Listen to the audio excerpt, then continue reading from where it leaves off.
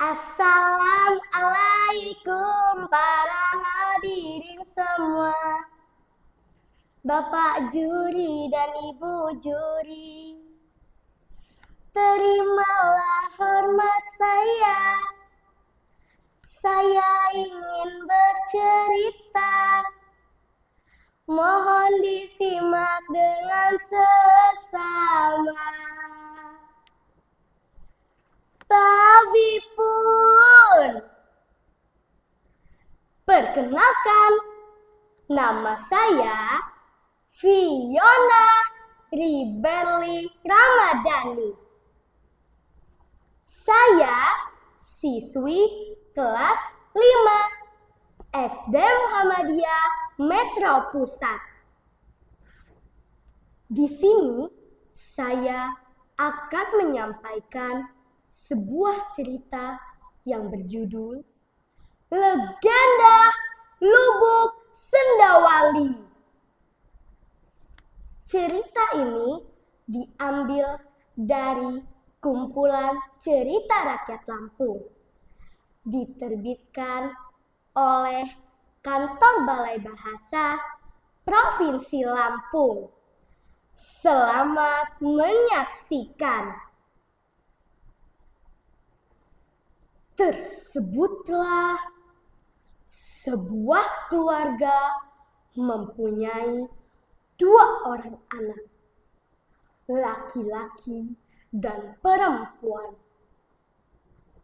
Mereka hidup sebagai yatim piatu.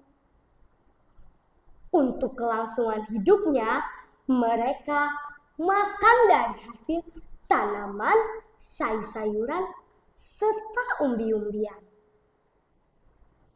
Kadang-kadang mereka juga tidak makan. Kasihan ya. Suatu pagi, adiknya berkata, "Bang, hari ini kita makan apa? Aku lapar loh, dari semalam belum makan." Sabar adikku, hari ini abang akan pergi ke hutan untuk menangkap burung, jawab sang kakak. Lalu pergilah dia ke hutan.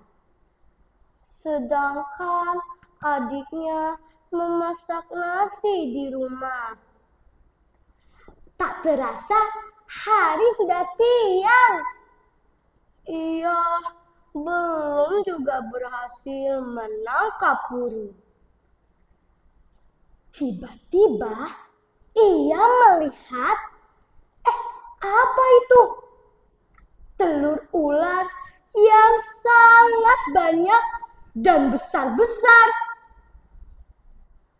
Pikirnya, daripada tidak mendapat apa-apa, lebih baik aku ambil saja telur ular itu untuk lauk makannya di rumah. Lalu dibawanya telur ular itu beberapa butir pulang ke rumah. Sesampainya di rumah, dia disambut oleh adiknya yang sudah menunggunya sejak tadi. "Wah, abang sudah pulang. Hore, hore. Teman-teman, abangku sudah pulang. Bawa apa ya kira-kira? Ada yang tahu tidak?" "Oh iya, apakah abang berhasil?" tanya sang adik dengan penuh harap. Maaf adikku, hari ini abang tidak berhasil. Abang hanya membawa beberapa butir telur. Ya, itu pun telur ular, jawab sang kakak dengan nada lirih. Adiknya sangat terkejut dan takut mendengar hal itu. Hah? Telur ular, Bang. Kalau telur ular, aku tidak berani memakannya, Bang. Sebab kata orang, kalau kita makan telur ular, nanti kita jadi ular pula. Ya sudah, kalau engkau tidak mau memakan telur itu, tidak apa-apa, biar aku saja yang memakannya. Sekarang, rebuslah telur itu sampai matang. Lalu, dimakannya lah telur itu dengan lahap.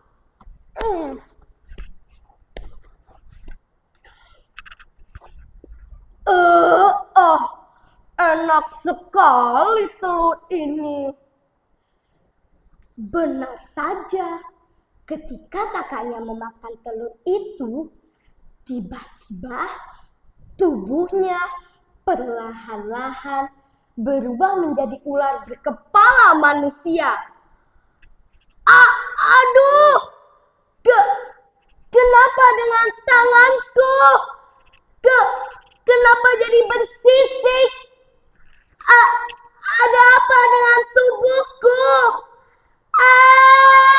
Tidak! Tidak! Mereka pun panik dan akhirnya memutuskan untuk pergi ke Lubuk Sendawali. Di perjalanan, mereka bertemu dengan orang yang sedang berladang di pinggir kali. Orang itu sangat terkejut dan berteriak, Tolong! Tolong! Ada ular! Ular besar! Tolong! Berlarianlah orang mendengar teriakan itu, sambil membawa golok untuk membunuh ular itu.